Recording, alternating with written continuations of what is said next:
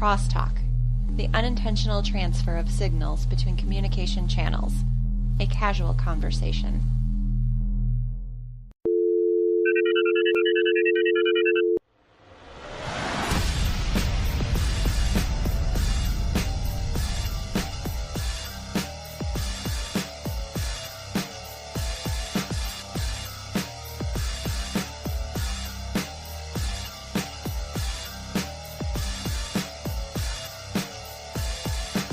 Hello world, this is Videogame Crosstalk, episode 018, a monthly podcast of gamers talking about tech, science, and whatever else comes to mind. I'm your host, Anthony Rossi, and with me this week is owner and creator of Gamerborn Clothing, Leigh Murcott. Leigh, thanks for joining me. That's no problem. Yeah, it's been a long time coming. We're glad to finally be on your podcast. Oh yeah, we've talked many months ago about you coming on. Many months. But scheduling things is incredibly difficult at times. Yeah, definitely. Yeah. As we were talking before we started recording, I had originally planned on doing this every other week as a bi-weekly podcast. But life just got too chaotic. I had to drop it down to once every month. And then we were actually supposed to get together last month for this. Yeah. So if you're listening to this now, you may have noticed there's been quite a long pause without an episode being released. A few other guests unfortunately had to fall through, but as it turns out, Gamerborn Clothing appears to be so successful for Leigh that he got his kitchen remodeled. Not that successful to fully pay off the kitchen, but not with all the things like the wife were picking. No, of course. So, Gamerborn Clothing. Yep. Why don't you give me a quick little pitch on what that's all about? Well, basically, at the time, I was working for a company doing marketing, and all my history before that was basically just graphic design constantly, right since from when I'd left university, even before then as well, through college. And I'd sort of lost touch with doing the graphic side of things, and then I had my son. Well, basically... I was on paternity leave, and I just thought to myself, I want to buy a baby grow with something gaming related on it, and I'd go on there and it'd say new players entered the game, and I think that was pretty much it. Something gamer related, because chances are your child is also going to be a gamer. Oh yeah, 100%. Yeah, he's already into it. Okay. Trying my best. So, all right, so go ahead. And I couldn't really find anything, so then I just started coming up with... I just basically had an app on my phone, and I decided to get a few images off the internet and just start designing on this app on my phone. And it just went from there, really. At the time, my wife's boss, he's still working with me now, actually. It's basically just me and him, really, with Gamerborn. There was one other person that was helping out with other stuff, but he's sort of gone. It's only two of us really at the minute. But he's always been a t-shirt printer, and also printing mugs and just all sorts really. Okay. So I thought I'd get in touch with him, see if he could make some for my son. So we just did that. They came out brilliantly. At the same time, my wife's mate had a kid as well, so we decided to do 3 for him, which was the Super Cute Entertainment baby grow, Eyedrop Epic Loot, and I can't remember.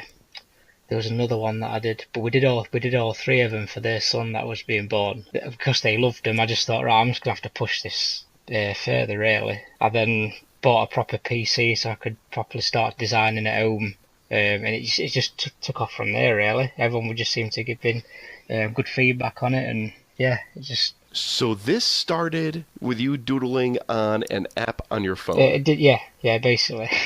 It was, that's pretty impressive. Yeah, just while as you probably know, when babies are born, that's all they like to do is sleep, feed. So, yeah, that's basically all that they've done. So, all right, quick side note. Your son, is this your only child? It is, yeah. Okay. So, and for me, my son Jacob, he just turned 1 about a week or so ago.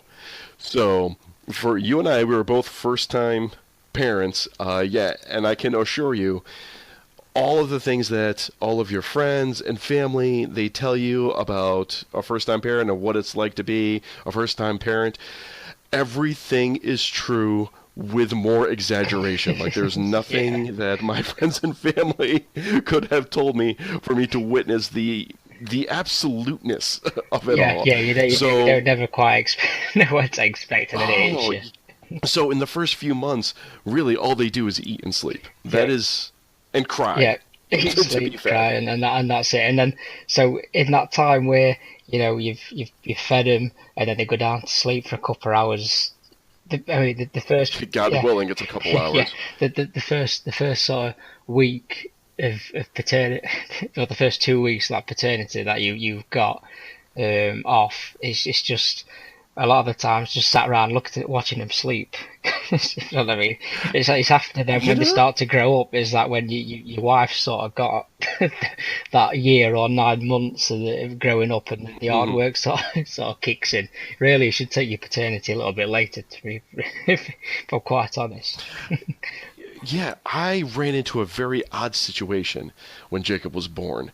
My in-laws, some of like the greatest in-laws ever possible, they drove out from Wisconsin. So here in the U.S., we live in the northeast corner in New York, and my wife and her family, they are from Wisconsin, which is the northern border, but right smack in the middle of the continent. So they got in the car and they drove 16, 17 hours worth of travel immediately, just because they want to be there to support. And they, being that far away, we only see each other on different vacations or holidays, so they soak up any time they can, and it was already agreed upon that they would come out like at the drop of a hat as soon as the baby was born, because there is no predicting or planning a childbirth unless you're going through a C-section. So they come through like almost immediately, and they take care of everything for us. They do an amazing job. And like you said, my wife, she was doing the breastfeeding. And my father-in-law, he's fixing everything in the house. My mother-in-law, she's weeding in the garden and taking care of everything else. You know, I'm still pitching in, of course, for the basic housework and stuff. But after a while, I'm just kind of sitting in our living room, just kind of looking around. And there was a local Comic-Con going on that weekend. And I had kind of sort of made plans with a friend of mine, and I had gotten, as I call it, executive clearance to attend the conference from my wife. That's it, not just... Right, just like, as long as the baby's not born, go ahead, I'll give you a call if anything happens. I said, okay. So the Comic-Con comes, and I'm just sitting on the chair, just thinking, this is going to sound really odd and terrible, but do you need me here? And everyone had a good laugh, because, of course, the ridiculousness of that request. Your child just born. Spend time with your child. But at the same time, Grandma is soaking up all the baby time that she can. And I don't dare take any time away, because I know that these times are going to be few and far between for her. So they're soaking up all the child time they can. Grandpa's soaking up all the child time that he can. My wife is laid up on the couch or in the bed getting whatever little bit of rest that she can piece together. But after we joke about it... also the fact that they live, what you say, 17 hours away. So it's not as if, they'd be coming on, our regular basis, would they be coming to see you as well? It's different in our sort of country, because we can be halfway, you say about halfway across the country, we could be there in, 3 hours or something like that? Right. It's not that big of a deal. But this vast distance, so I'm letting them soak up as much baby time as they can. So after joking about it, we actually said, Nathan, if you want to take off, go for it. Get off. So, as awkward as it was, well, you know what? Let you guys enjoy yourselves. And don't have me staring at you the entire time or pacing around looking for something to do. I just kind of went off and did it, and in an odd way, it worked out. Yeah. I mean, yeah, everyone's happy. I mean, Yeah, everyone's happy. So, I mean, I still love telling that story because on the surface, it's like terrible parenting. It's like one of the worst things that you could request. But when you go through all the details, yeah, it all works out. Yeah, all right. So how long has Gamerborn Clothing been active, like as a full-time gig? it's full time. It's hard to sort of tell, really. So, because Okay. my son's 3 tomorrow, actually. Is Oh, hey, happy birthday! By the time this comes out. yeah, so in an hour and a half from now in our country, it's his Oh, birthday. yes. So I'm sat in my living room at the minute with massive dinosaur balloons and a big 3. Oh, Big presents fantastic. like that. So yeah, so basically that's it really. So it's 3 years since that week from when I started thinking about it. It's hard to tell when it really started. I mean, probably I'd say 2 years maybe, because the first year I was coming up with the designs, I was trying to build some sort of website to put them on. I mean, I started out just sticking them on eBay and things like that. But it was hard to sort of come across as sort of a professional outfit. So I wanted a website that could do the clothing and everything justice. Because I'm really happy with me and the work me and Kevin do to get the quality high of the baby grows and the print, and making sure you know, I don't think we've had one bad word said about our clothing since we started, so I'm quite pleased with that. So Excellent. I mean, it took that year to sort of get everything right, build everything, and then yeah, it's just in this past couple years. I mean, even And this past year, I was able to purchase a few items a while back. I did get the super cute entertainment, Yeah. Which, by the way, is done in the style of the old Super Nintendo logo, Yeah. and it looks fantastic. Yeah, that's what I wanted. I just wanted sort of play on words, but not just the new players entered the game sort of stuff. I wanted Right. people to get the little in jokes, if you know what I mean, and that's why that spread into the adult clothing. So you've got more the fashion tees where it's not just got the logo of a game on. Someone would notice if it's like the Fallout design we've got. It's the DCR, it's the Diamond City Radio Commonwealth. Someone would sort of give you a little bit of a nod to say, "Oh, I know what that T-shirt's all about," but you're not shouting out about it. I quite like that idea.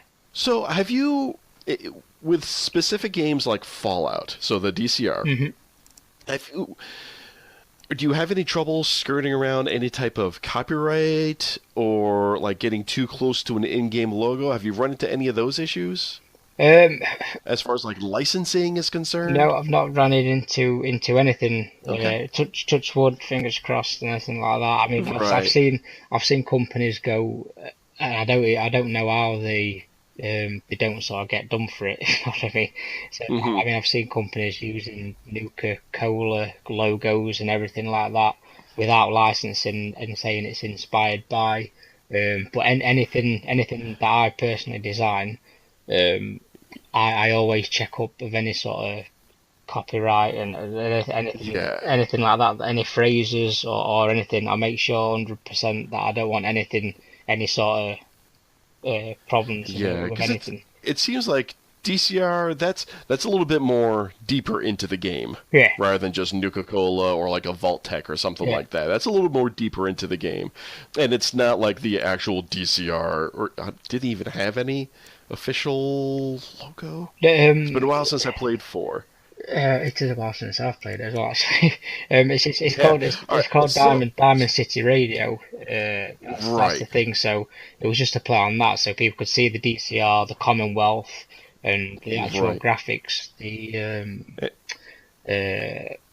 tower, the broadcast signal tower, the nuclear explosion behind it. So it's sort of, you've got all the features, all the elements there. It's like yes, this is a Fallout thing.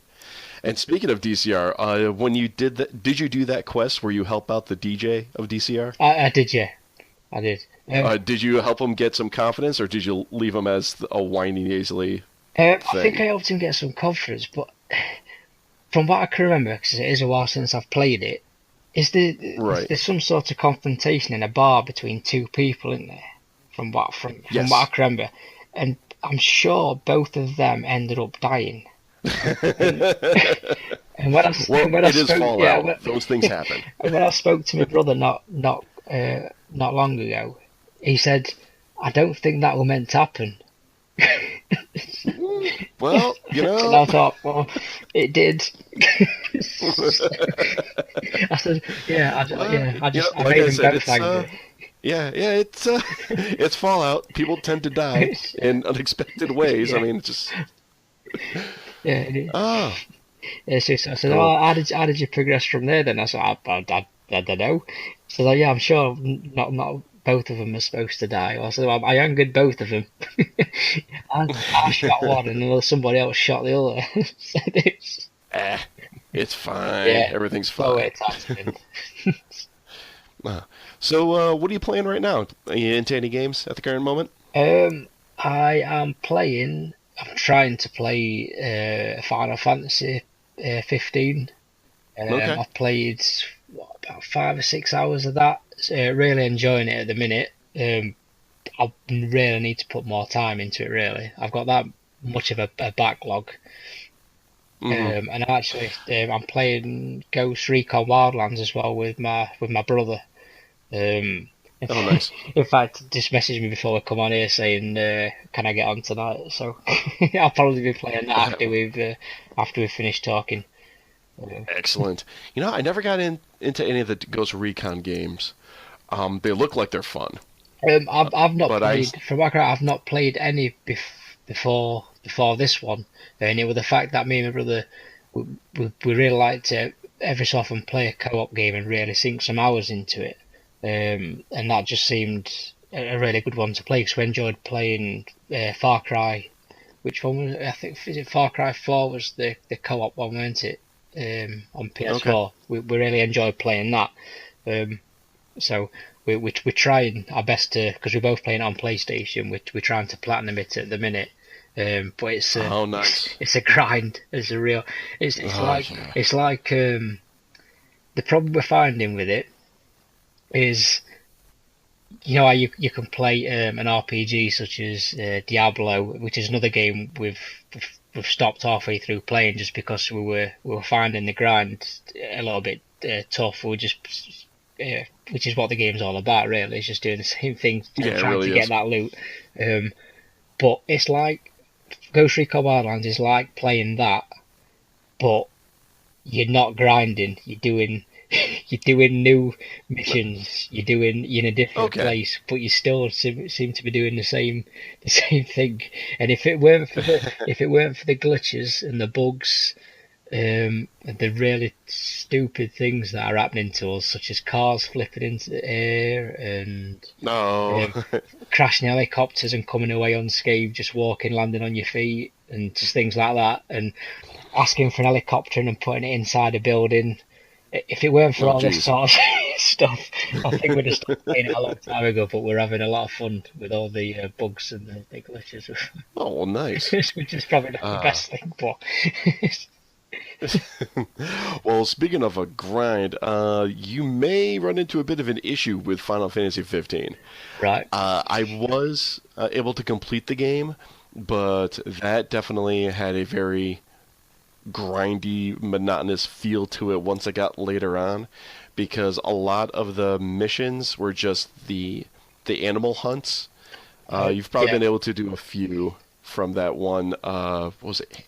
Hammerhead, I think it's called. Yeah, Hammerhead. Yeah. Okay, yeah. So every outpost that you find has a list of hunts that you can go on, and there's just so many hunts. They just increase in level, don't they? Right. I mean, I found a few that I've been underpowered or under level, sorry, at the minute. So I've had to stop sort of doing them now. But you say, did you just get more and more as you go along, or? Yeah, it just kept getting more and more higher levels. Some of them, the beast only comes out at night, so they give you the option to just kind of fast track the time, just kind of fast forward it to nighttime. I think you Oh, can go sounds, find it. yeah, could be. Yeah, that's a good good option to Yeah. have. And the most annoying thing that drove like me and a few of my friends at the office just absolutely mad was after a while you'll be able to open up this area called the Golden Key. Yep. And it's this beautiful little resort restaurant down in the lower right-hand corner of the map.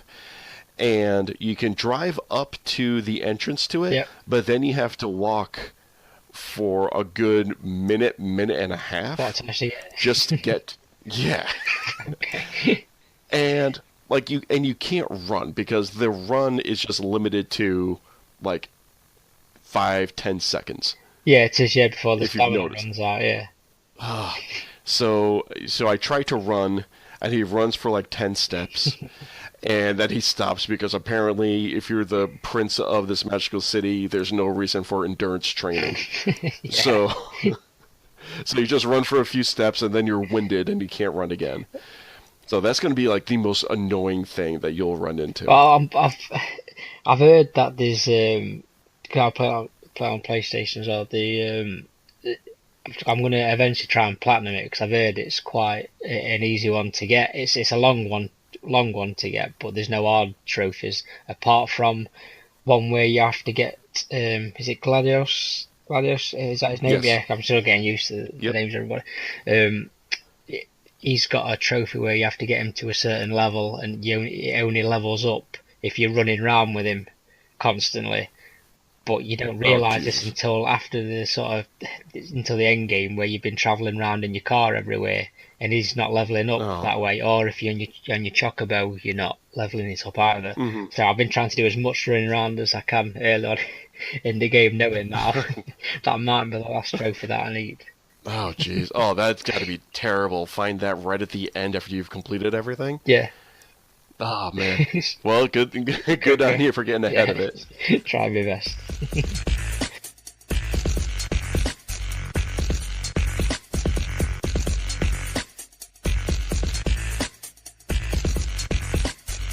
All right, let's move into the podcast with some tech news, some tech and science news that we got going on.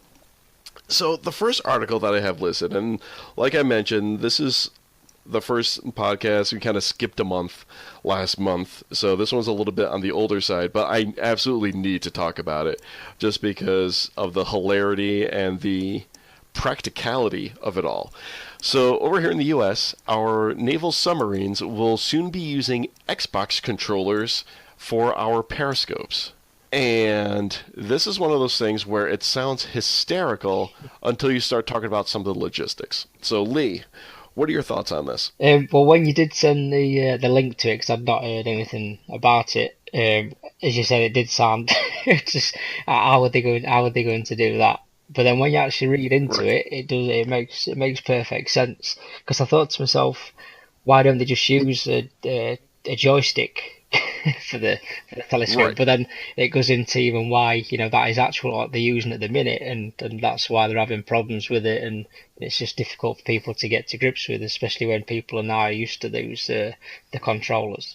Mm-hmm. And this actually goes back a little bit to the episode I had with Ash Lyons from Gearbox Software on how with particularly first-person shooters, gamers or people that have been growing up with games, we don't even think about controls at this point. Yeah. You just have your left and right thumbsticks, and you just know what to do. So you have this right now that we're using some type of joystick controller, and I don't know what is in this thing, but it is ludicrously expensive to integrate into this control panel. And the article, which is from Stars and Stripes, says that I need to read this sentence verbatim. The company says the photonic masked hand grip and imaging control panel that costs about $38,000 can now be replaced with an Xbox controller that typically costs less than $30. Yeah, it makes perfect sense, then, don't it? So 1, 2, 3 decimal places that's moving. Yeah, it makes complete sense. like I said, I don't know what is in this joystick, but wow. And yeah, it goes back to, like I mentioned, if you have grown up in the past 10, yes, 20 years or so, chances are you know how to use a gaming controller. Just because. Yeah, that's what a lot of modern entertainment is on. I've got to tell you, there's not many PC players on the on the submarine. Yeah, right. Sorry, I'm going to have to get a keyboard and mouse for this Periscope PC Master Race. But yeah, it's a native technology, meaning that like we grew up with it, we're familiar with it, we're familiar with the ins and outs and how it all is manipulated. We're familiar with the placement of all the controls on the device. And if there's any additional, I have no idea how any of these panels operate, or if there's any additional information or settings that can be manipulated on this periscope. And I should quickly mention that the periscopes on the newer submarines are not what you would see in the old movies, where it's this giant tube that goes straight up out of the sub, and you kind of spin around in the room trying to look through it. If you look at the article, it's all electronic and computerized. It's a digital feed looking at a monitor, and you have this officer where he is holding the Xbox 360 controller. Yeah. So I just completely derailed my own train of thought right there. One of the things I actually, my first thought was the submarines must still be using this this old style. Yeah, right. And I thought, of course it's going to have modernised by now. Of course they're going to have massive screens where everyone can see. It's not just going to be one person who's telling everybody else where he can see. Right. And one of the other things I thought, as far as convenience is concerned, that you can see that in the picture, the controller's got, I'm guessing, a USB cable, some type of black wire coming out the top and going into the computer.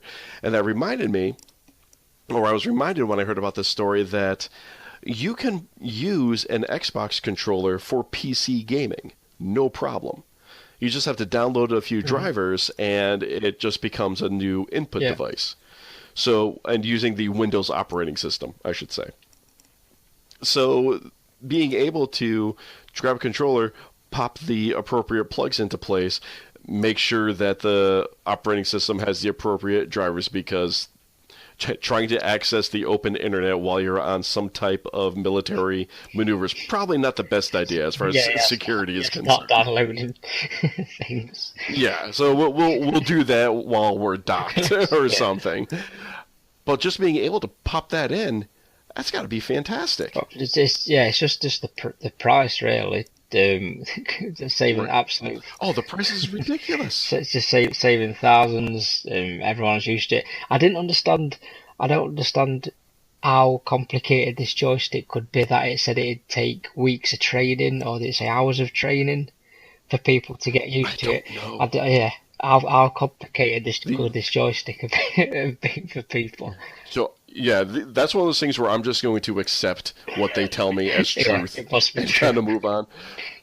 Right. Oh, and I remember what I was going to say. The placement of the buttons, if there's any other functionality involved in this digital display for the Periscope, there are, I guess I would say, a precedence as far as how to map functionality onto that type of controller. As far as like holding down one button or holding down a trigger to press another button or something like that. So like all that functionality is already kind of set up and like ready to go. It just needs to be modified to fit a viewing platform such as this. So one of those things where it sounds ridiculous at first, but once you read into it a little bit, makes sense and completely true. Yeah. Pretty awesome, actually. I would be worried that's what some of the buttons are mapped to, though. Firing missiles and all that sort of stuff.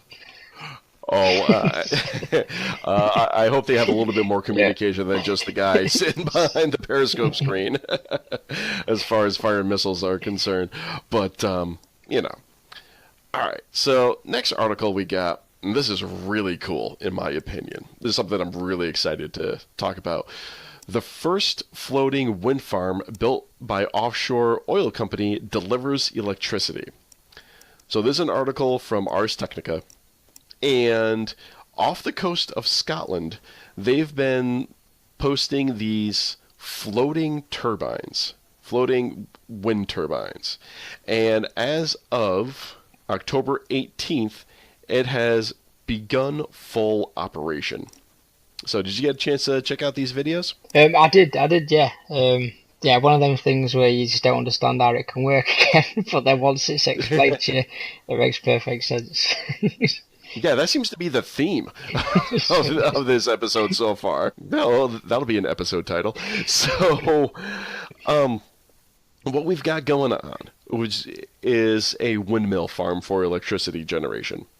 And it's been discussed and implemented off certain coasts of dropping these giant windmills, base and all, offshore where it's not going to be, well, obviously on land, yeah. And it's unused real estate basically, so let's see what we can do. Some people complain about it. I'm guessing rich white people complain that it's disrupting their view from their resort villas. Yeah, I'm not sure. Considering where these turbines have actually been put in north of Scotland, I can't think there's going to be many villas. Well, okay. This region in particular aside, I've heard it be a concern off of some other coasts where they're trying to put some more development going on, how they don't want these... Well, where they're a little bit closer to the coast. Right. So what they're doing with these is that they're sending them farther out, but rather than dropping mounds of concrete to create a foundation, they're using this weird suction cup kind of thing. And that's like the most technical term that I can use. I'll include videos in the show notes or link directly to these YouTube videos and pages, but they have this upside down bucket that they lower down, and by bucket I mean, I think they said 16 meters across in diameter. I think it was 16 meters tall. I think it was about 5 meters in diameter. I think. Okay. Yeah. Still huge.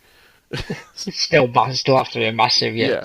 And they drop these down, and they drop it down. It lands on the dirt under the water, and they use a little bit of suction to pull some of the water up. And when that water comes up, it creates a bit of a quicksand effect at the base, and that actually draws the upside down quote bucket down into the dirt and creates a surprisingly stable foundation. But they have that little demonstration, and I think they had one Guardian video in the Guardian newspaper. Yes. Over here, they have the little demonstration. They just bring that one man in just to suck some air out, and then he just disappears again. Yeah. It sounds like it makes it sound like he's got a really important job at this place. Right. And he comes in and just sucks through a straw, and then you don't see him again. All right, my job is done. Moving on to the next. Yeah. But it's actually a pretty ingenious method for establishing a foundation. And they set a few of those. I think they said they set 3 of those foundations. And then they are able to establish and settle a wind turbine that actually floats on top of the water in those locations. Yeah, and right in the middle of them, isn't it? They've got the 3 coming out, and then it sort of floats in the middle above the water. Yeah. Which, that's still where... I still don't understand how it manages to float. Yeah. Well, yeah, between that and like airplanes, it's a mass of metal that heavy. How does that stay afloat in the air? Yeah, you're explaining it to me. Yeah, it makes perfect sense. But but there's some pretty inspiring videos on this website, and it's talking about, this is done by Statoil, so this isn't some little independent startup thing. There's a major player in the energy market, and the article goes on for a few other additional benefits of building offshore in deeper water, and these are things, again, not something that you would really consider until the topic actually comes up. And, all right, so the sentence from the article, But why build floating offshore wind farms in the first place? The farther out you place offshore turbines, the steadier and faster the wind is. All right, so that's awesome. You're going to have steady and strong winds to move these turbines. It also comes with the added benefit of avoiding any community arguments over cleaned ocean views, rich white people, not to mention the fact that unimaginably large rotor components can be delivered by sea rather by land, where roads have weight limits and turns can get tricky. So that's one of the things. That's not even something that you'd even factor in. And then as soon as I said it, I said, yeah, it's easy. Just take the boat anywhere you want and place this thing now. Oh, absolutely. Like, we have a few wind farms in New York State. They're farther out in some of the rural areas. And you drive through these wind farms, and it's a little surreal because for the next, 20 minutes, half hour driving at highway speeds, there's just all these massive turbines everywhere. Yeah. And I actually live in a rural area. Myself, and we're actually got them quite close to us, and we can see them in the fields. And, okay. I mean, to me, it's a what's the word? You know, if it benefits, then to me they're not an eyesore really. I mean, obviously, if it gets that there's even more and more turn up, and they're just everywhere. But, I mean, you only have to drive for a couple of minutes and you can see 6 or 7 in a field, and then you drive a little bit further and there's another 6 or 7. Oh, well, that's not too bad. Yeah. Okay. But, yeah, so it's not as if you'd say you're driving for, say, about 30 minutes and you can just see them constantly. I'm going to make a quick note here because it's in the Utica area, or a little beyond the Utica area here in New York State. Mm-hmm. I'm scribbling notes on my little notepad in front of me. I'm going to see if you can get to those on Google View and Google Maps, just to see what that looks like. Okay. You get into this wind farm and they're just everywhere for a while. So I can kind of understand that, but at the same time, back to the point, we're generating energy for our ever-increasing demand for electrical energy consumption. It's either that or we burn more coal. So, kind of... Yeah, it makes complete sense to me, definitely. Yeah, and what's interesting about this and some other newspaper and some other news articles I've heard is that while some people are still trying to push or try to revitalize certain power plant methods, a lot of the companies, and on the global scale it seems with this article in particular, the market itself is just moving into different fuels, such as, I use fuel in a loose term for either ocean currents or wind and solar energy. It just seems that that's where the market's actually going, because once you set up a solar panel farm, if you want to call it that, or once you set up a wind farm, that's it. You don't need to bring in additional fuel to burn off to generate the electricity. Yeah. It's just you set it up and that's it. Yeah, definitely. Are you finding you've got many of those solar panel farms? Mm-hmm. It's just been over the past couple of years here. Really, is that every other farmer seems to be selling off a massive load of the land to stick these solar panels on, because I don't know, there's more money to be made, I think, than actually gathering the crops over here. And they just seem to be, you can see them for miles now, as much as the wind farms. Mm-hmm.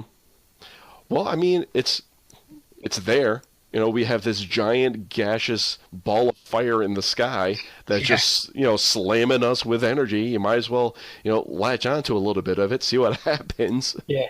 I mean, you have to properly go looking to find them as well. It's not as if they're sort of sticking out into the air, so you can see them. Obviously, you can just sometimes see them through the trees or through the bushes. But I mean, to me, it makes sense to put them out in the ocean.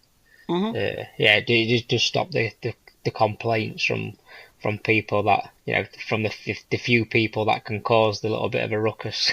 Right. I mean, you've got thousands of people living in an area, and it takes, I don't know, 5 people or something to kick up a fuss, and then that's when things like that sort of get stopped for the couple of people that moan about it. Cool. All right, we got 2 more articles I want to touch on really quick. The next one is that there is now a new virtual reality program that lets users explore Mars from home. So this one, unfortunately, was a little underwhelming to me, but it's got some pretty awesome implications, I guess I'll say.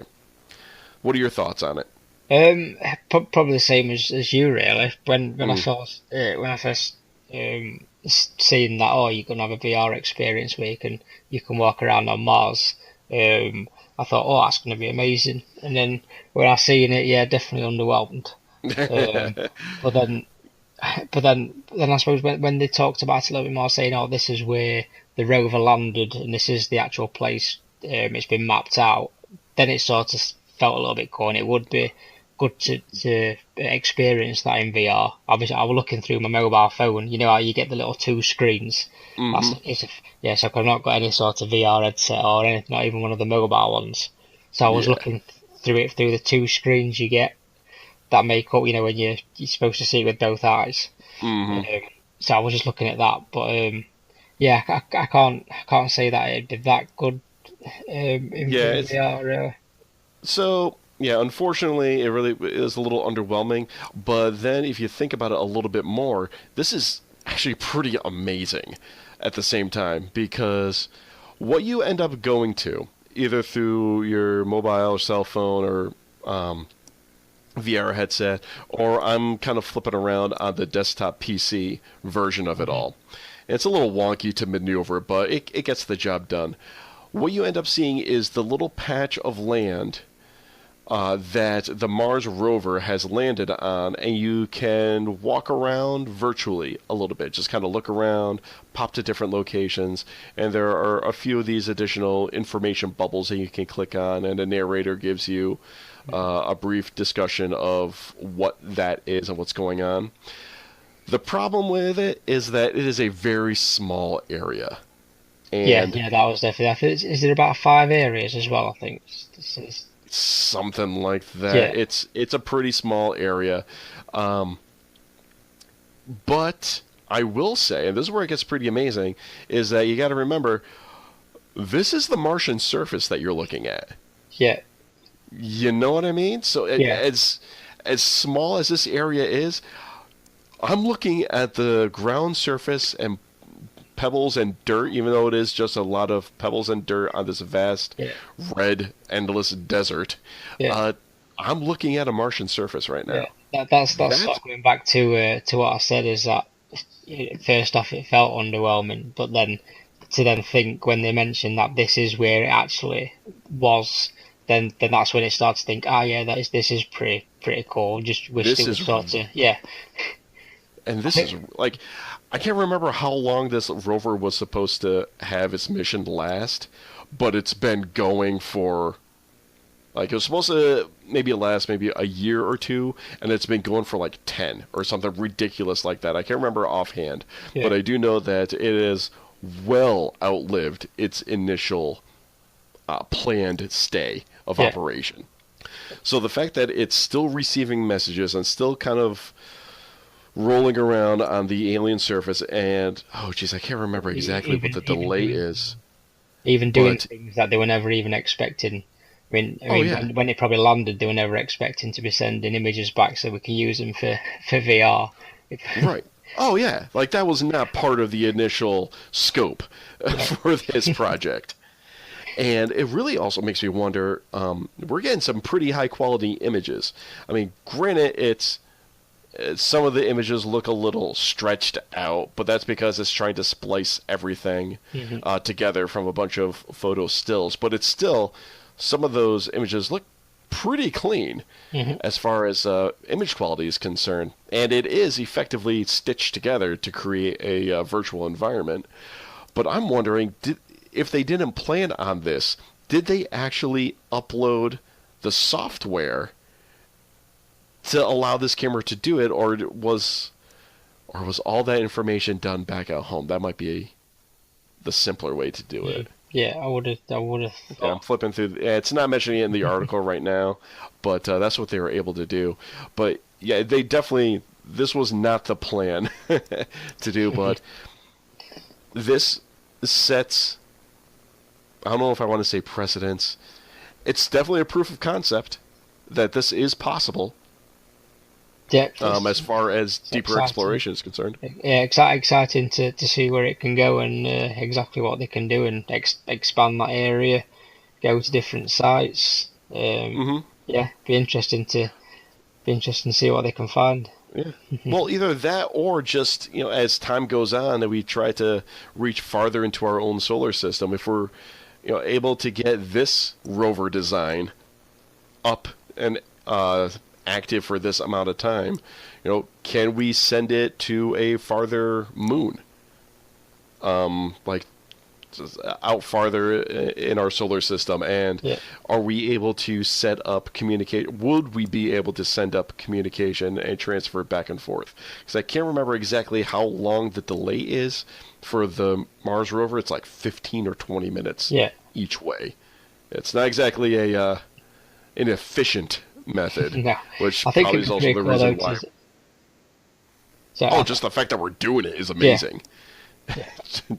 Just that fact that we're able to do that, just appreciate that amazement for a bit. I mean, even go now they've been able to do this. Just send one to the to our moon. Get those messages back quicker, cover a lot more area. I'm sure people will be interested in walking around on our moon. I mean, if we're able to send the Google car all over on every road, as far as I can tell, on the planet, yeah, why not? Yeah, send why it not? See what happens. Driving around on that. Heck. All right. And last tech article that we have. Speaking of VR, we're trying to get VR into the consumer space. We've got some friends. Over on the Super Best Friends podcast, David, he loves his PSVR. I've got a friend of mine at the office that has a PSVR. He loves it, but let's be real. It's still a lot of money for a VR headset, and the headset itself also needs to be plugged into a strong machine. So even with the PSVR, it's a few $100s, and that needs to be plugged into probably a PS4 Pro, which is the more expensive, like another $400 US. Yeah, I think it does work on the PS4, but apparently I don't think it runs as well. I think the PS4 I think it runs. Yeah, but it's definitely, it struggles, and it's definitely better suited for the PS4 Pro. And same thing with the Oculus Rift and the. I'm forgetting right now. The Vive? Something like that. Hive in my head. That's another several $100s. On top of the Oculus Rift, I think, isn't it? Yeah. Oh, the Oculus Rift, I think it had a price cut, and in US dollars, I think it had again, this is where you got to throw out the air quotes, the temporary price drop down to $399. So. That'd make that about £350. I was going to say, I think that the dollar and the pound are pretty close these days. Yeah. All right, so close to pushing up to £400. Yeah. And you have to attach that to a high-powered PC. That's a lot of money. It's a lot of money, especially for something that apparently you can't play for long periods because of damaging your eyes and having wear this uncomfortable big headset on your head. I mean, I suppose it's good for a little bit of play, but a lot of hours you can see it becoming uncomfortable. Have you done much VR? I've done very little. I experimented with my wife with the Google Cardboard for a little bit. because she was trying to see if she can bring. My wife is a geology professor, and she was trying to see if she can do some work with 3D modeling and virtual environments to try to bring geology classes online for like distance learning students or just online, because with geology you need to pick up a physical rock. Yeah. And you can look at pictures all you want, but you need to kind of like pick up the rock and turn it around, or actually go to these places to see the folds in the Earth's crust, to see what's really happening. So it's really hard to do on a computer in a distance learning environment. So what we're trying to do is play around with Google Photospheres and 3D imaging. Yeah. And for a while, although I think the app is no longer supported, this was a few years back, it was called 123D Catch. And what it would do is, if you had an object in front of you, you could walk around it and take like 20-something pictures, and it would stitch it all together to create a manipulable 3D image on your phone or computer. Right. So I've done a little bit, but it really is the price cost that's completely inhibitive. The Vive is, I've got a computer in front of me. So for the price. Okay. Okay, $600 US. Yeah, so I thought it was round about that. Yeah. Yeah. Oh, a Vive Deluxe audio strap for $100. That's just the audio strap. Okay. Does that even come with the motion controllers as well? Because you get little hand controllers as well with that. I'm thinking if you get the full headset, it does. Yeah, you'd like to think you get them for 600. Yeah, I would hope you get all the components if you're getting the full set. But that's $600 US, and that's on top of the cost of your personal computer, however much that has to be able to handle it all. So what the Zuck is proposing is this Oculus Go. So it looks like fully self-contained, and that's only $200 US. Yeah, I mean, it's definitely a better price point to try and get into as many households as possible. Right. On some other podcasts and some other speculation, people have discussed how like the different applications for VR, where it can completely replace even your workstation. So, for instance, I've got a monitor or two monitors at my office that I can work on, but I'm still limited to those two monitors. If we were able to start developing virtual workspaces, you would have theoretically an infinite number of work screens, workstations, work surfaces, and be able to flip through them relatively quickly. Yeah, I think everyone's been trying to get that Minority Report workstation ever since that film. Oh, please. Yeah, like everyone wants that like virtual console that you see in all like the superhero movies, where I don't even know what they're manipulating around with like their hand gestures, but I just want to do that just because. Yeah. So what do you think? With $200 US, what would that be in pounds? You think that's a worthwhile price point to get it out there? I think so. In terms of probably for people that might not be as tech savvy and have been around someone's house that's got VR and want something to sort of play about with.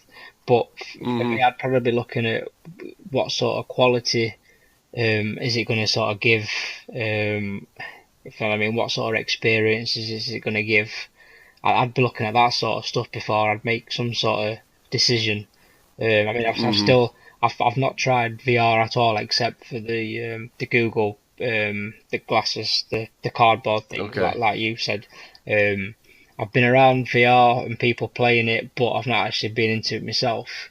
I mean, there was one other instance where I was able to play with a Vive. Jeez, I don't know why you call it that, but it is pretty wild. It was just like the tech demos that came with the system, but still, at the price point that it currently is standing at, It's expensive. That's an expensive toy. Yeah, considering how much playability you're going to get out of that, how many experiences you're going to get out of that.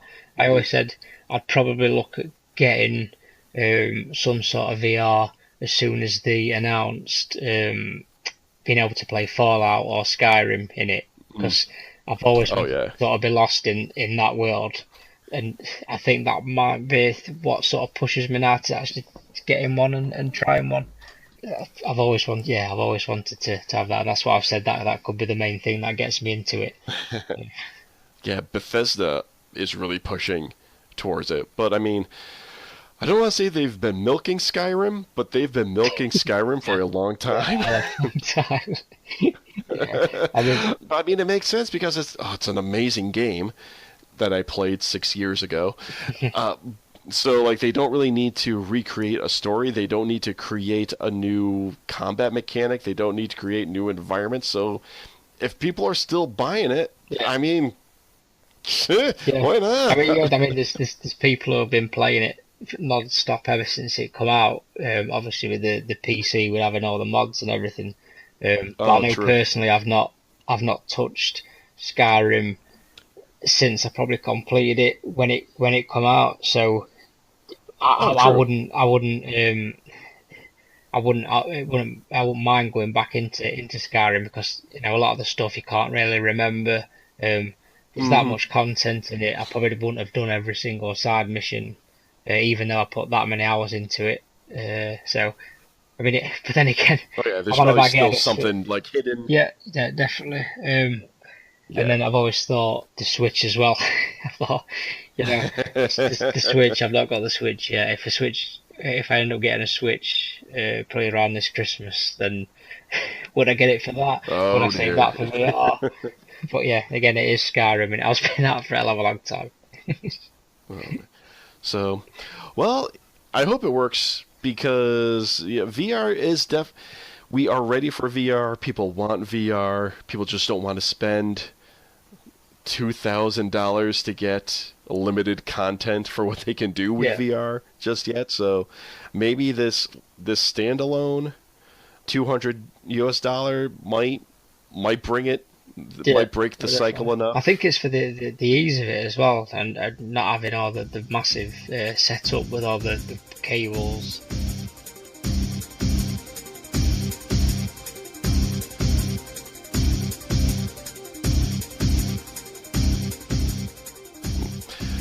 Alright, so time for an Audible interlude. For you, the listeners of the Videogame Crosstalk podcast, Audible is offering a free audiobook download with a free 30-day trial to give you the opportunity to check out their service. All you have to do is go to audibletrial.com/VGXDpod and sign up for your free trial and download one of over 180,000 titles, such as Broken Earth by N.K. Jessman. And now for the dramatic reading of a book synopsis. This is the way the world ends, for the last time. A season of endings has begun. It starts with the great red rift across the heart of the world's sole continent, spewing ash that blots out the sun. It starts with death, with a murdered son and a missing daughter. It starts with betrayal, and long dormant wounds rising up to fester.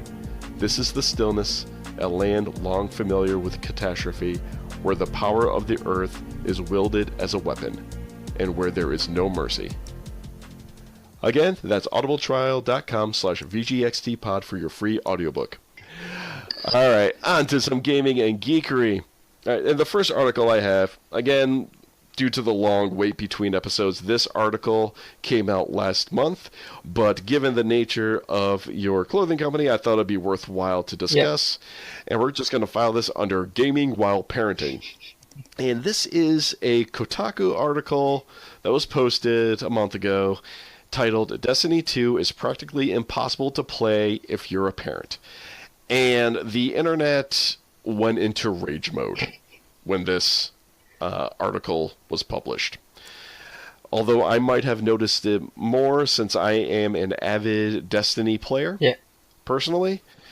I did write a blog post in reaction to this, and I ended up not posting it because I got a little too rage ranty, I guess we'll say, which really doesn't fit with the whole tone and theme of this podcast or what I want to produce.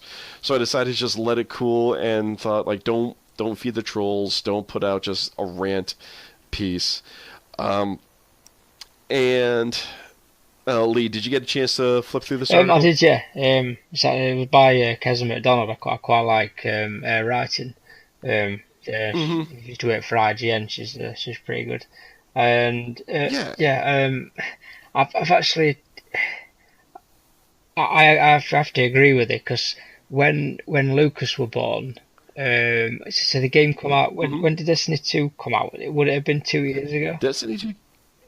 Destiny 2 came out. Destiny 1. Yeah, Destiny 1 came out. Destiny 1 came out, several years ago. So, actually, maybe 3 or 4? 3 years. 3 years ago. So okay. So right around the birth of Lucas. So after you first were born, I played Dragon Age Inquisition, finished that. Far Cry 4, finished that again because you were eating and sleeping. He then started to slightly grow up a little bit more, needed more attention. And that's when Destiny 1 come out, and I was playing it with my brother. And completely agree. As soon as it become to doing, getting to the leveling up and get into the raids, I never once did a raid in Destiny 1. Okay. Never did any of that. I never did Taken King, even though I heard that's when it was meant to get good. You poor and bastard. I completely fell behind. My brother, who at the time that had more time in his hands, managed to get Taken King and get all the DLC and finished it himself on his own and with other friends. Just because he'd left me completely behind. Because I just couldn't find the time not to go into doing these raids that could take. I'd heard a couple of hours. Yeah, that's sometimes it'd be an hour and a half that I'd get before I'd go to bed. Yeah. So completely agree with it.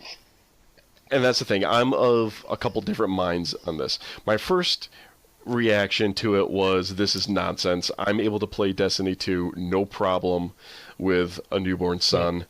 And at the time of the posting of this article, I don't know if she says son or daughter, but her child was born 9 months prior to the writing of this article. I sent a picture to her of our Praise the Sun baby girl, because I know she's a massive Dark Souls fan, because she wrote a book on Dark Souls. Nice. She wrote a book on Dark Souls. Oh, wow. So, I sent her a picture of that. Praise the sun, indeed. And at the writing of this article, my son was 11 months, so we were close in timeline. And this is the part where it's like, I knew that I couldn't publish my little reaction blog post because I was being needlessly kind of rage. I'm able to play Destiny 2 with little problem. However, and this is where I need to take the step backs and get myself back into check. I need to cool it down.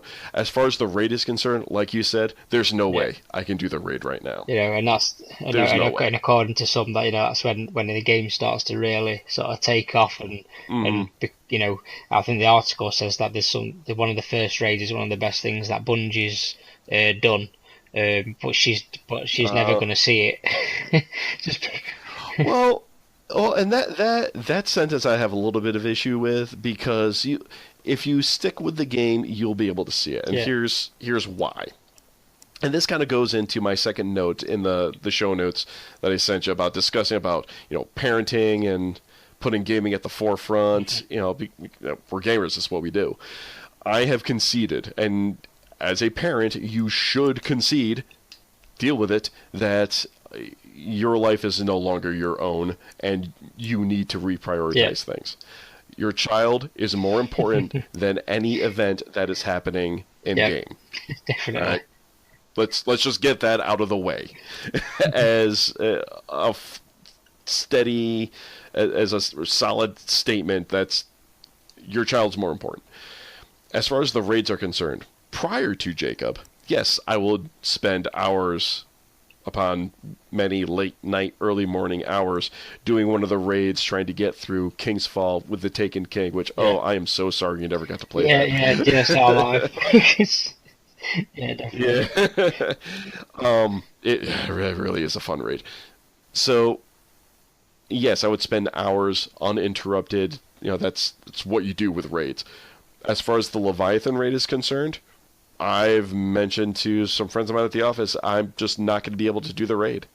At this point, with a young child, Yeah. 1-year-old, it's not going to happen.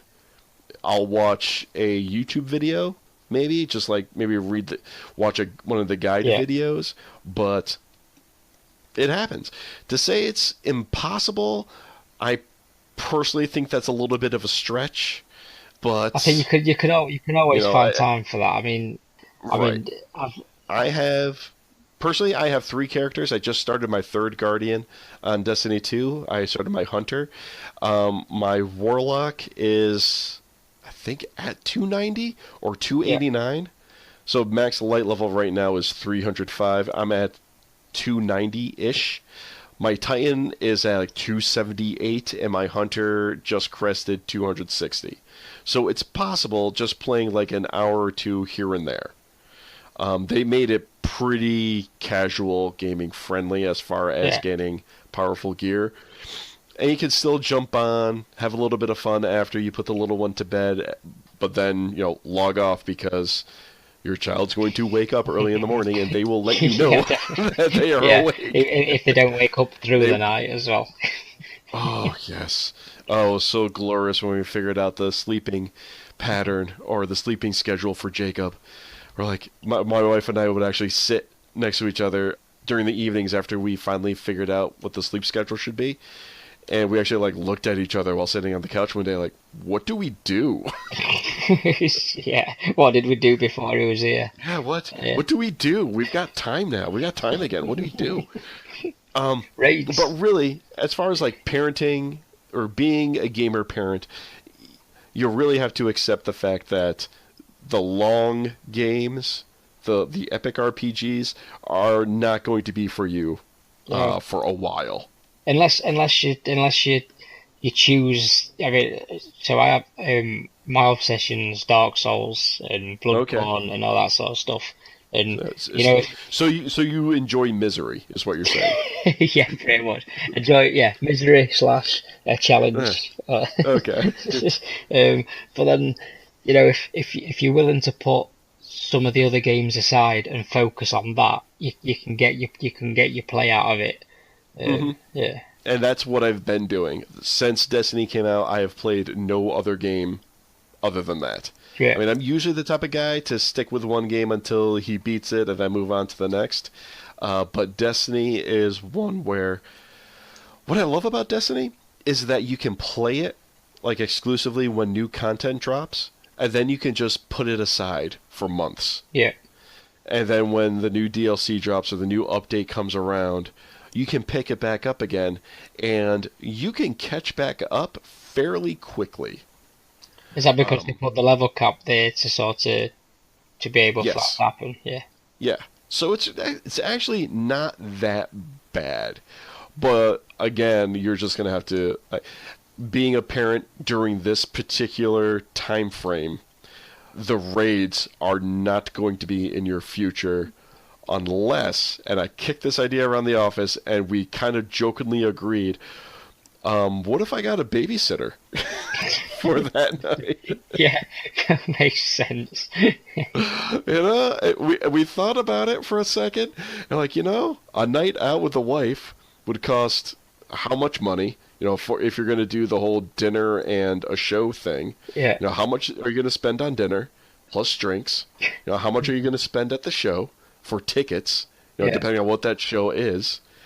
How much does a babysitter cost for that? You're going to have to get the babysitter to do that anyway. Yeah. So what if you do get, the neighbor's kid to come over and just say, all right, here's everything they need. Here are the appropriate, things for the bottle, for his food, in case he needs to, be changed or take care, here's this. And the baby says, oh, great. Okay. So where are you guys going tonight? And you say, to my TV. Yeah, I'm just going to lock myself in this room. Yeah, I'm just going to be here. Yeah. I'm going to put my headphones on, So I can't and I am take not to be so I can't disturbed. take my son crying while you're dealing with him. Yeah. So maybe is that a bad parent? Is that being a bad parent? That's Probably. been a good parent. Yeah, definitely. Yeah, it's just, So it's in my opinion, Destiny 2 is not practically impossible, but at the same time, if I'm going to consider myself a good parent, I'm not going to get the full experience of games like Destiny 2 or like the other epic RPGs. yeah, you just definitely have to say, right, I'm never going to play all these shorter games or these other sort of AAA games that are coming out, because obviously Right. you're going to spend your money and then just get your quick fix or something. Yeah, just properly focus on your Destiny 2, get your play out of that. I mean, if you're enjoying it, then why should you go on to another game? You know, if you're getting your fix there. Okay. Moving on, once again, it seems like we talk about Netflix on every episode of Videogame Crosstalk, and I really need to think of a new segment title. So if anyone's listening, send me in suggestions for a Netflix segment for this podcast. And two major trailers recently came out for two of the new Netflix series. The first one, Punisher. Leigh, I don't know if you've been watching any of the Marvel series, have you? Unfortunately, no, I've not really. No. I'm not actually that much into the superhero series that are sort of going on at the minute. Well, I'm going to tell you right now, you need to get into them. Along with everything else that's happening into your life, you need to add additional Netflix series to your schedule. In between my gaming. In between your gaming, into your parenting, and running your own business. You're going to have to get into this, okay? All right. Well, the Punisher trailer, this is the latest one from the Marvel series. Punisher is not featured in the Defenders Season 1. This trailer looks very brutal. It does look brutal. It is, brutal is the word for it, and everything about this is dark and angry, and everything that I want to see from the Punisher. So I am really looking forward to that. Release date of November 17th. And the other trailer that we got here is Stranger Things Season 2, which even as a recording of this, Stranger Things has been released. It is out in the wild. We are going back into the Upside Down world with our band of adventurers, I guess I'll call them, as they refer to themselves. My wife and I, we just finished episode 6, I believe. We just finished 4 tonight, me and my wife. Okay. And it is everything that I wanted in a continuation of this series so far. Yeah, definitely. I'm enjoying it. It's slow starter, but definitely proper kicking in now. Yeah, really enjoying it. There is a major twist in the very first opening sequence that even in episode 6 we have not seen that character again. If you know what I'm talking about. Okay. I know what you mean. Well, what it was? Yeah. So you sent me the link to watch the trailer, and I don't watch trailers at all. Oh, right. Yes. Before this, Leah was in talking to get this episode organized. Leah had mentioned that you've been on complete blackout for Stranger Things 2. So my wife started listening to something the other day on her phone, and I heard a kid's voice. I said, "What are you listening to? What are you watching?" She went, "Stranger Things trailer." I said, "Turn it off. Watch it without me. I don't want to hear it. I don't want to see anything." So I mean, I've been to the pictures to watch films with my wife, and I've actually been in the pictures with my eyes closed and my fingers in my ears for films and especially when there's 3 films that are gonna be coming up where you got trailers for. Oh jeez. Yeah, right. So because I'd started watching it and I was up to the third one at the time, I thought, right, in preparation, I'll watch this trailer. It can't give that much away, or you can't see anything in this trailer that I might not have already seen. And then as soon as I started, I think I got about a minute and a half through it, and then I started to see bits that I didn't recognise, and I thought, I can't watch this anymore. Oh no! So, oh, and no. I think I just got a glimpse of the character that you spoke about from the first episode, and I thought, obviously they were going to sort of come back into it at some point again, but I don't want to see. They've got to. I don't want to see what they're doing. I don't. I don't want to. I just like going in completely. You know, the blackouts. You know, just so it's a surprise to me. Yeah.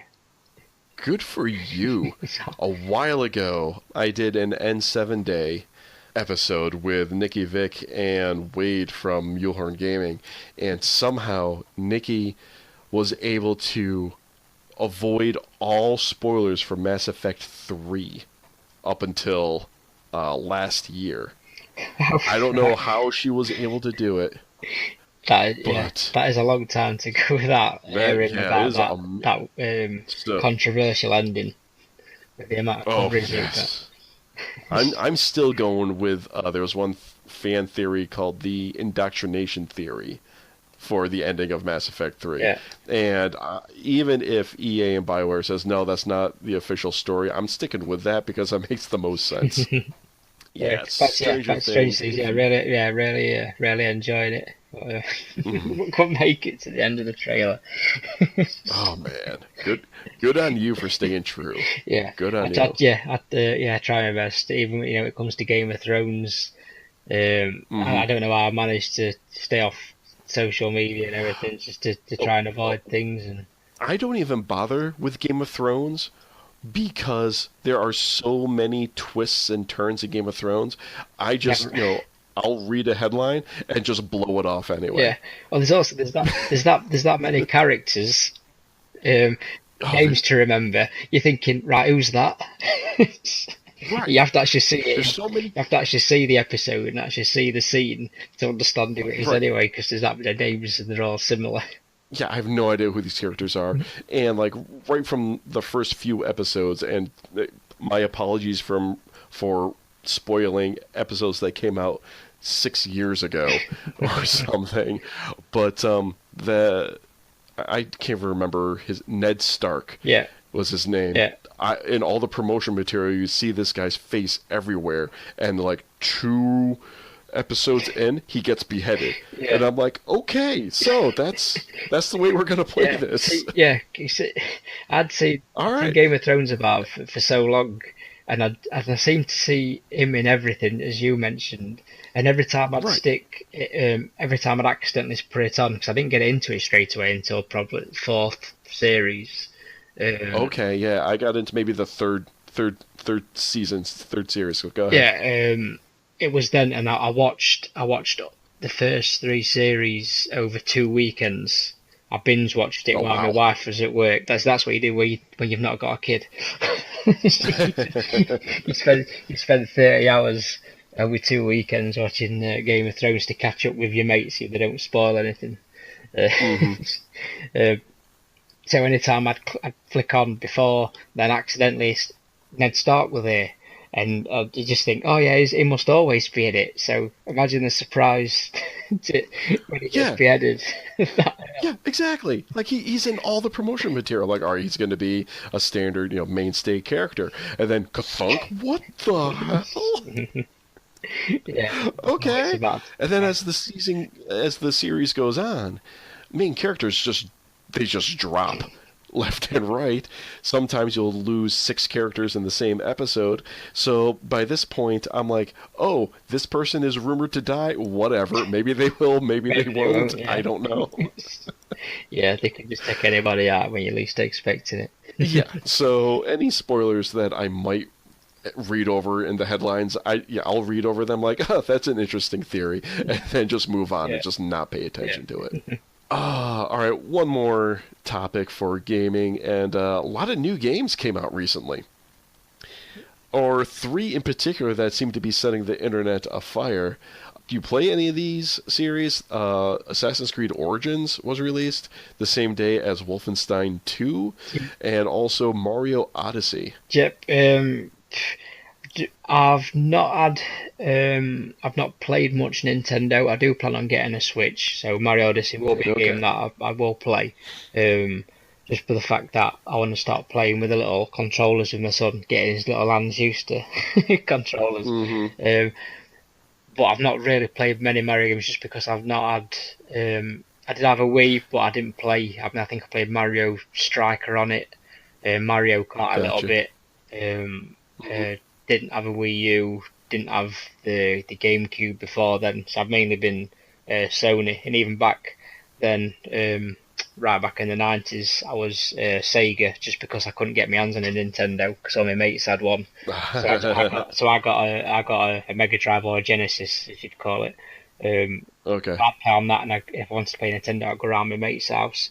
But yeah, not played much Mario, but I did play Mario Maker in an arcade not long back, and I really enjoyed that. So I think I'd definitely be picking up Mario Odyssey, and hopefully Mario Maker makes its way onto the Switch as well. Yeah, Mario Odyssey. I posted the trailer here. I don't know. I think it was Cliff Bleszinski recently tweeted out that I'm thoroughly enjoying Mario Odyssey, and something to the effect, I'm paraphrasing here, it's like, I don't know what those Japanese game makers are on, but he wants to smoke some of it. Yeah. So as it turns out, it wasn't Cliff Bleszinski, it was actually Randy Pitchford of Gearbox Software. My bad. I'll include a link in the show notes. They just seem to come up with just these amazing concepts. The high standard that they've got of the games that they make. They're wild. They're insane.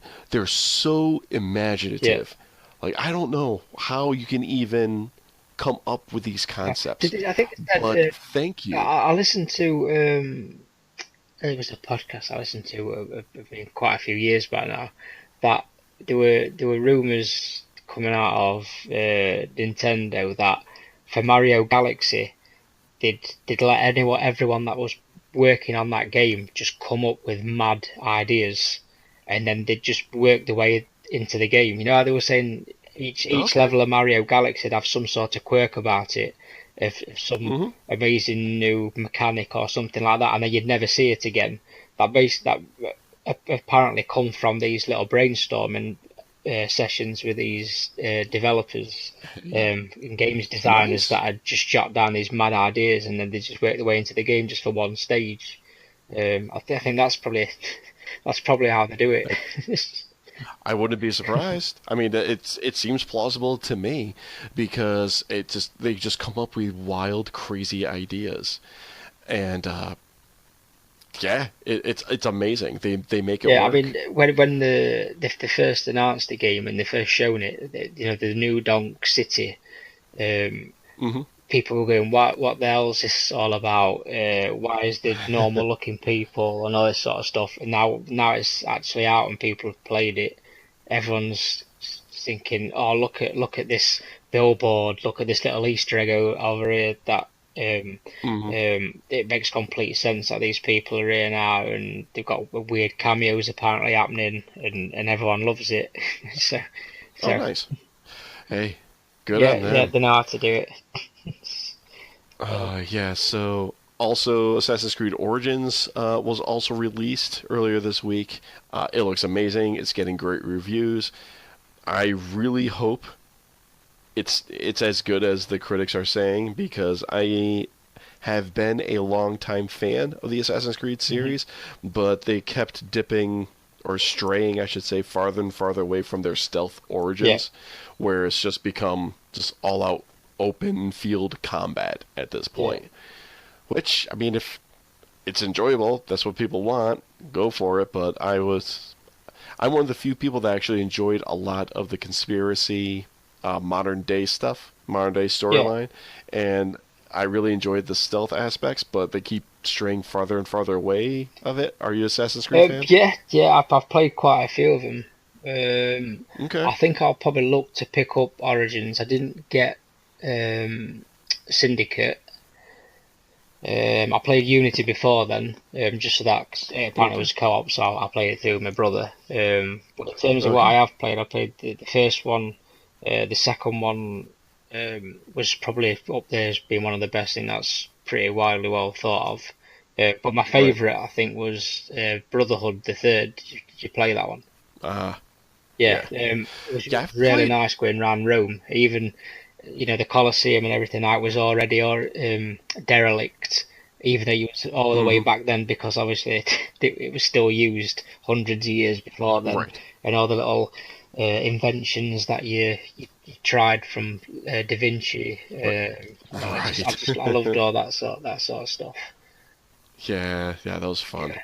But I Yeah, think I've if this played one's all the major releases except for AC Rogue, which came out on the Xbox 360 and PS3, yeah, and that's only because I was an early adopter of the Xbox One. yeah. So I played Black Flag instead of Rogue. hmm But other than that, I've played and beaten every other major Assassin's Creed release. Still loving it. I really hope it does well. Yeah. They've changed the I'll combat probably be this picking time. it up later this year. Say that I again? think they've changed. I think they've changed the combat. Apparently, it was starting to get a little bit Oh, automatic sort of thing, weren't it? So you just parry, parry, parry, automatic kill. But I think they've apparently changed Right. it this time round. I'm pretty sure they did. And that would be great if they did, because like I would use very few weapons in any Assassin's Creed game because I could get automatic kills by just countering with my hidden Yeah. blades. Yeah, So like, oh, you can use this sword or this axe or this pole arm or this club or whatever. I'm like, why would I do that when I could just go slit dead? yeah, yeah. But I So, think if they can get this one so it's like Black Flag, I think it's going to feel a lot like Black Flag. In honesty, okay. because all the other ones are sort of set in cities and it's all built up. You got your tight streets and everything. Whereas Black Flag weren't. It were in Caribbean and you had your boat going around these islands and that. And I think this one's going to feel a lot more open. And I think it's Okay. going to feel a lot more like that. And apparently it's the same team as well that worked on Okay. Black Flag that's made this one. So fingers crossed. It Mm-hmm. should hopefully be as strong as what Black Flag were. Yeah, and the last one that was released this week is Wolfenstein 2: The New Colossus. Yeah. So go definitely around punching Nazis. Yeah. Yeah, I'd definitely be playing this one at some Nice. point. Nice that it'll probably be a short game that I can just fit in around the longer games that I can be playing. Yeah, But I and really definitely not a game to play around the sun. no, no, definitely not. Yeah, definitely not. Mind you, he has watched me play Bloodborne. He has watched me play Dark Souls. He actually got me to put Dark Souls on the other day, so that he could see, because he could see the dragons in it.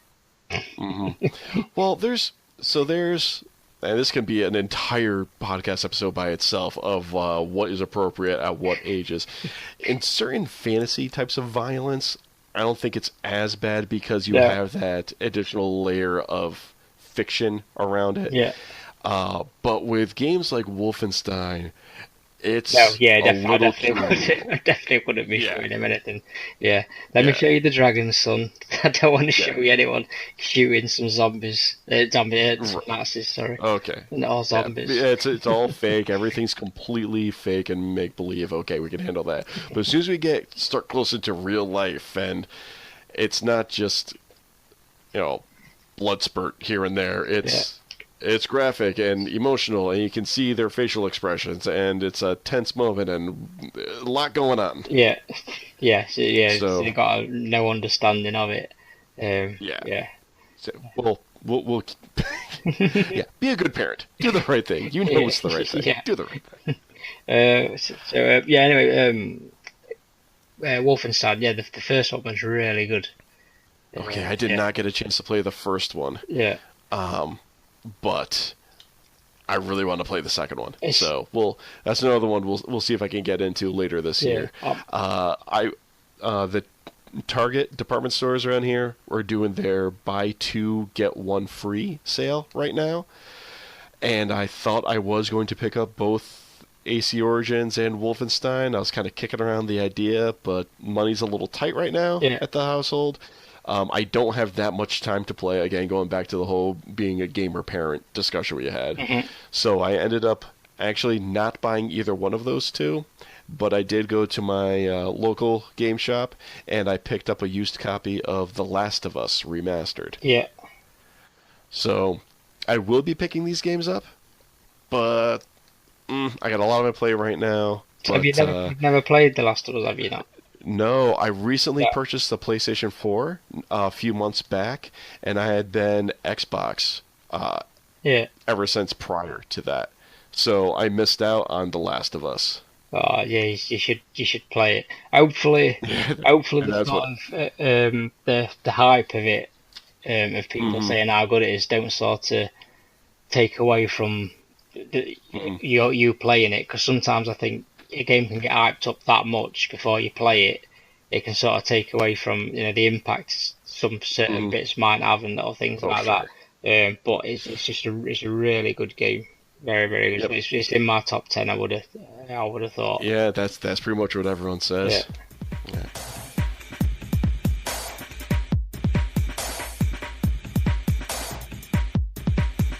All right, moving on to the final segment of this podcast. Normally, I would go right into the final five, but we actually have some listener questions. Okay. So we have 2 listener questions, actually. The first one is from John Leola, or excuse me, John of the Dead, with his spooky Twitter handle right now, of the One Track Gamers podcast. And he asks, as a podcaster, what is the thing you're trying to improve on? For me, it's speaking clear and trying to stop saying like and. And this is one of those things where behind the magic, behind the screen, under the hood, whatever metaphor you want to use, saying like and is one of the biggest challenges of public speaking. No one realizes how many times they say like and pause and It is there. My reply to him says it all. I just wrote back, dude, so many snippets turn and stutters like that as well. So many snippets taken out during editing. So, John, there it is again. That's how difficult it is. Saying and like, very surprisingly difficult. Yeah. So I try to stay cognizant of that. Otherwise, what I'm really trying to improve on isn't so much in the speaking of the podcast, but it's pushing out content is what I'm working on. What I mean by content is not necessarily more podcast episodes, but I'm trying to focus more on just the regular like tweets or Facebook posts, as far as here's a funny picture, here's another article to read and discuss, and trying to find time to do more blog posting on the website. So it's just content in general is what I'm working on right now. Leigh, anything in particular that you're trying to, any focus as far as the clothing business is going on that you're like working on right now? Not the. I'm trying to push it out into different arcades and things at the minute. I managed to get into my first one. Go into that. Yeah. Let's talk about that for a second. So I was actually on holiday and I thought, right, how can I take Gamerborn sort of the next sort of level, or just get it to as many people as possible?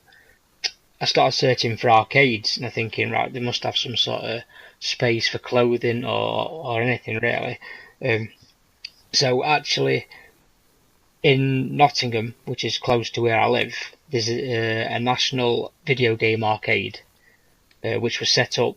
I can't think what his name is. Set up by this man, and it was having a little bit of trouble, and it's got not bought out. They've put a little bit of money into it. There's a couple of Supermassive Games.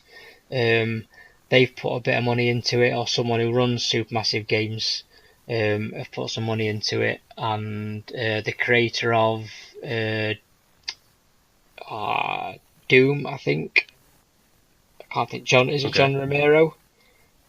That name's coming into me. That sounds familiar. Yeah, so he's put some money into it. and now all of a sudden it's making a profit. So I went to them and said, have you got any shop space? They said, yeah. They didn't have that much clothing in it. So I went to them, look, I've got this website. Do you want us to sort of stock it for you? So yeah, the minute I've got Gamerborn Clothing now in its first shop space, which is exciting to see. It's just really good just to get Gamerborn Clothing out there just a little bit more. Hopefully, if I can show that successful, I could hopefully push that out then to more arcades. There'd be a lot more willing arcades then to take it on board. So yeah, that's where it's at the minute. Very nice. Yeah. So there's that. And the second question we got is from Judge Greg from the Enthusiasts community, more specifically the Real Hero Talk podcast with Judge Greg. Actually, both of these guys were former guests on the show, so thanks for supporting the show, guys. Definitely go check out their respective podcasts. So, Judge Greg asks, given the very toxic cultures prolific in certain circles of the gaming community, has the term gamer been damaged irreparably? I'm going to say no, actually. And I've got a whole lot of thoughts on this. So, okay. Leigh, what are your thoughts? Just say the start of the question again. I had a little bit. So, in general, paraphrasing this, the gaming culture has a lot of toxic little pockets in it. So, has the term gamer been damaged? I don't know. I think they've got a little bit of a stigma about them. Just if you're just that little bit older and you say you're a gamer. You sort of get kind of looked down on. At the end of the day, it's a form of entertainment. You don't go to someone.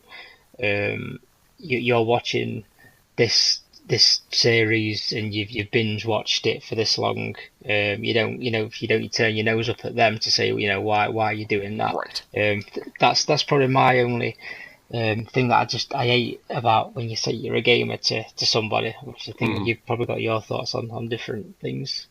Oh, absolutely. I mean, it's become more socially acceptable, and I've gone round and round with this concept, either binge watching or right now it's American football season, so people will spend the entire day watching our American football. That's totally normal, but to say that you play a video game, it's still looked down upon. It's not quite as judgmental as it used to be. Yeah.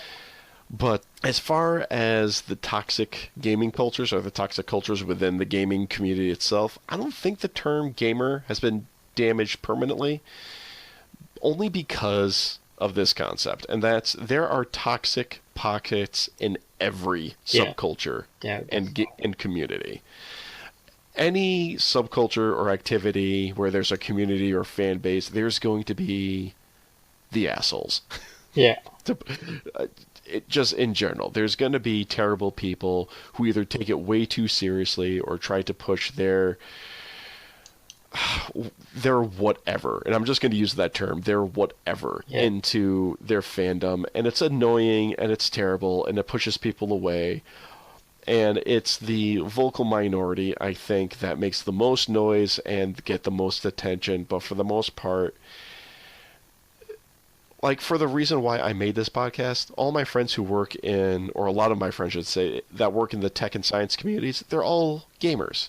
And none of them really cause any waves. They turn on their video games, we play with our friends, and we just do it. Yeah, we're not harming anybody. Right. It's just something we do, but there's always going to be the people who, and especially when you bring the internet into the equation. First rule of the internet: don't feed the trolls. Yeah. And they're everywhere, unfortunately, and they live to make people's lives miserable. They enjoy making people miserable. That's just who they are. But those people exist in every corner of society. So the only reason why I'm going to say no to Judge Greg's question is because it's pervasive in every other form of entertainment and fandom, and they're still existing. So Yeah, I mean, I've seen it firsthand. As you know, we try and support a lot of gaming organisations and streamers just by opening tweet out or retweeting the videos. So we'll get copied into quite a lot of people's tweets, and then some of the replies they get, someone's just trying to go about the business, uploading an harmless video, and then you'll just get people from out of nowhere. I mean, and as a business, we can't say anything back. We can just sort of watch this conversation happen. Yeah. It's really difficult to be copied into a lot of things like that sometimes. Oh, well, so when you have a let's try this again.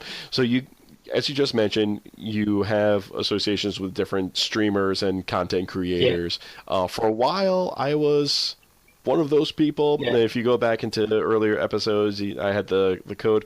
Unfortunately, there was too much of a possibility for a conflict of interest with my day job. Yeah. And rather than go through everything, I had to withdraw, which I'm still really pissed about. Because, I mean, just, as a fan of your designs, it's good stuff. Yeah, and I appreciate it. And I do need to place another order with you. Unfortunately, I had to withdraw my sponsorship. But, so as you have some of the streamers tweet out their stuff, you have these idiots who say nasty things in reply, and they just reply to everyone in that Twitter feed, and you get to hear the nonsense. We have to see it. have to see it all. But and you can't really get involved with that sort of thing. You can just sort of quote or retweet that initial tweet, and then just get copied into the 20 tweets after that. That's terrible. Someone's getting People suck. Yeah, sometimes that's why it's hard to see. Someone who's generally putting out a video, because their tweet might be within all this other conversation, and you're trying to flick through to be able to see it and try and share something, and you might miss something, and you feel bad for not supporting people, like you said, and All right. So other people, affiliates, and those who have received sponsorship from Gamerborn, we're trying here. We're trying to support you. Please understand. Some stuff might get lost. Yeah, it does get lost. It sucks. But we try. Right. I mean, I've even tried. After we sort of parted ways, I still tried to tweet your things out, and I don't know if you did. I don't know if you noticed. Getting quoted in it saying, "Go and listen to the podcast. It's really good." Yeah, I see it also. I totally appreciate it. Absolutely beyond appreciate it. Yeah, because you do get some nice relationships together with some of the streamers, YouTubers, and yourself as well. We don't just say hello and then that's it. I try and answer every direct message. It does get hard sometimes because we try and me personally, if I see someone follow me, Gamerborn Twitter, I just like to follow back. So it's really easy to send us a direct message and try to reply to every single one. Nice. All right, time for the final 5. These are 5 questions to wrap up the podcast that range from irrelevant to irreverent. So, Leigh, are you ready? Oh, yeah. By this point, yeah. All right, so first question. The first 2 are always the same. The last 3, we mix it up a bit. So question number 1, coffee or tea? I'm English. Tea, of course. I saw that coming. And I've been secretly chuckling to myself thinking about the final 5 because all of my previous guests have been American and everyone said coffee. Yeah. Straight through. So as soon as all right, got our first Englishman. Yeah, I have a okay. So what particular tea? Anything in particular? No, just normal English tea, Yorkshire tea, PG tips, Tetler tea. Just anything with caffeine in it that can get me through the day. All right. So we're all video gamers on this podcast. Do you play any tabletop games? No, the only tabletop games I've played is probably Game Alive with my wife or something like that. Ah, No, never really played any, not no. gaming related ones or anything like that. Yeah, just, Okay. So there's plenty out there. If you ever decide to dip but into it, let me know. I got a few that I can start you off with. what some really basic stuff because I had noticed that they brought out a Dark Souls one, and it looked Oh, really jeez. complicated, but Yeah, looks really that cool. some of those games, yeah, they're not easy. No, I'm talking about like the basic ones that introduce people into like the modern tabletop scene, like Sellers of Catan and Ticket to Ride. They're fun games that are easy to learn Okay. and got No, enough no, complexity to definitely them. send links through. I'll Sure, yeah. Always wanted to try sure. it. I'll send a few suggestions. All right. So question number 3: have you ever put your own child into a cosplay? Yeah, that's how Gamerborn started. Yes. And, yeah, Story yeah, time. Story yeah. time. So I actually had it on the website, on the old website, and then I had it on the new website, but it just weren't looking as good, so I took it out. But I put the old story behind Gamerborn on there, and we had a photo shoot before and after my wife gave birth to Lucas, and beforehand it was just the normal coming soon chalkboard towards the belly and all that sort of stuff. And Hmm. afterwards, then we'd go back and we'd have photos took with Lucas there. And what I ought to do is I'll send it to you. I put a towel over his head and made it look like Assassin. It's like Ezio or Altair or whichever assassin you'd want it to be, and dressed him up as Assassin's Creed and placed a PS4 controller on his chest. So, There you yeah, go. I've got that photo on my wall, and the photographer's actually still using it on her website as well. And I had it as one of the main images on the very early Gamerborn website. So yeah, definitely I've definitely dressed him up. How about All right. yourself? Have you Fourth have you question. have you have you dressed Jacob Uh, in no, not yet. Yet. yet? We'll see what Not really happens. excited. I was considering trying to get him dressed up as Claptrap from Borderlands, Oh, that would be. but but I never got around to it. Didn't have the time to cut up the Yeah, cardboard. yeah. But say Boo. this doesn't just mean that you're going to stick him in a box, does it? Yeah, basically. Paint it yellow with some white and black stripes with slap a Hyperion logo Yeah, on the side, and boom, you're a Claptrap. Maybe next yeah. year. Maybe next year if he can walk properly, but we'll see. We'll see. I actually found her not long after he were born. I found a blue and yellow jumpsuit type thing that I was gonna put 111 onto the back of, so he had like his Hmm. own Vault-Tec jumpsuit. Oh, there you go. But I never got around to doing it, and he grew out of it, and I was gutted that I never got a chance to do it. Ah, Yeah, missed I put opportunity. it in the cupboard and I completely forgot about it. All right. So fourth question. So Lucas is 3. So 3 now, we'll, 7 minutes we'll ago. give. Oh, hey, happy birthday! Yeah, he is It 3. is. Okay. So we'll get an estimate. See what your thoughts are on this. About how much time do I have, where I can still give my son a fake or disconnected controller and still have him think that he's playing the game? What? Yeah, that is good doing that. He's a really clever lad, and I think he knows already. Oh, Yeah. jeez. All Um, right. So not much time so, then. so after I get him flying about a spaceship in No Man's Sky. He Hmm. sometimes runs around on Horizon Zero Dawn as well, so he can find dinosaurs. Because he's obsessed with dinosaurs. And Huh? we also use the same controller to play Crash Bandicoot. Now, if you ever tried playing with Okay. that with 2.5-year-old, Oh, jeez. so he was basically, I was doing the running, and I was telling him when to press the button to jump and spin. so, Oh, so, wow. yeah, Oh, so he's he's, al- already got it he's figured out. already learned. Yeah, he's already learned. I'm making sure of that. Okay. All right. So not much time. Don't even bother. Okay. Moving on. Last question.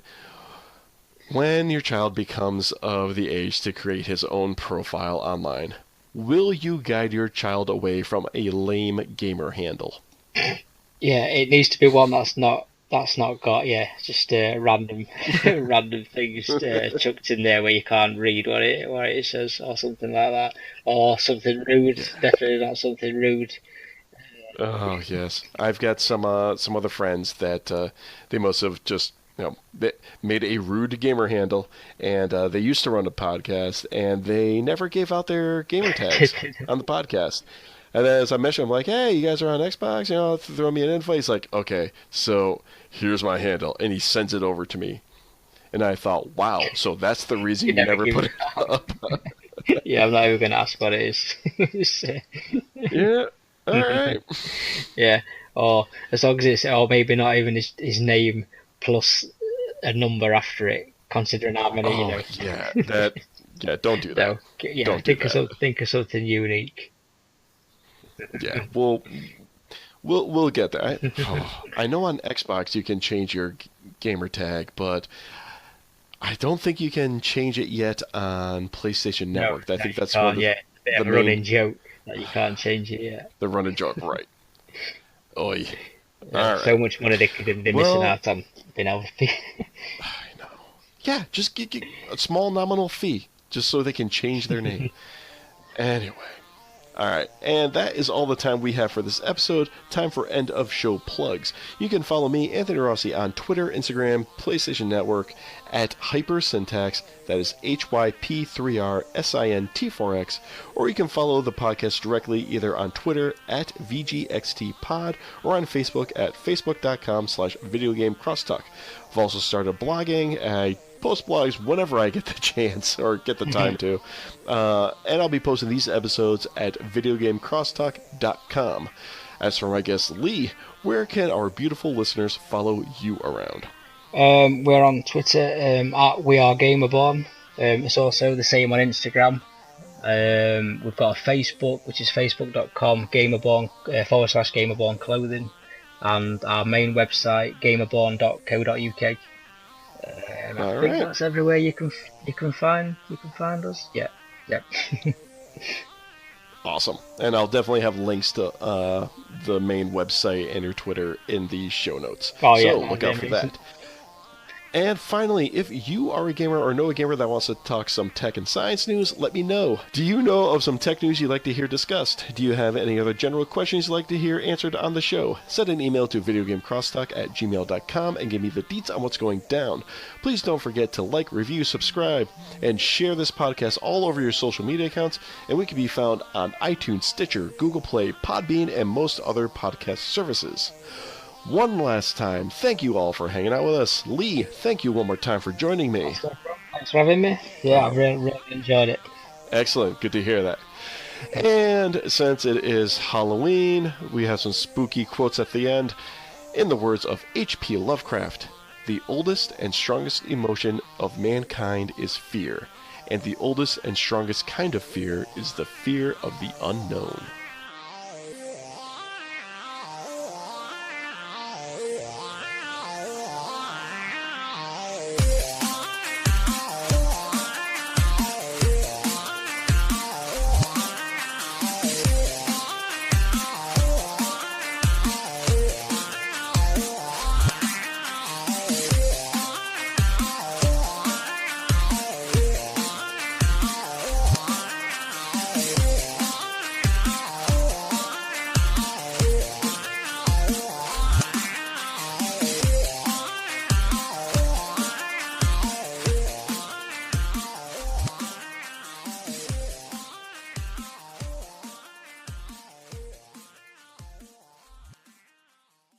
And thank God for editing.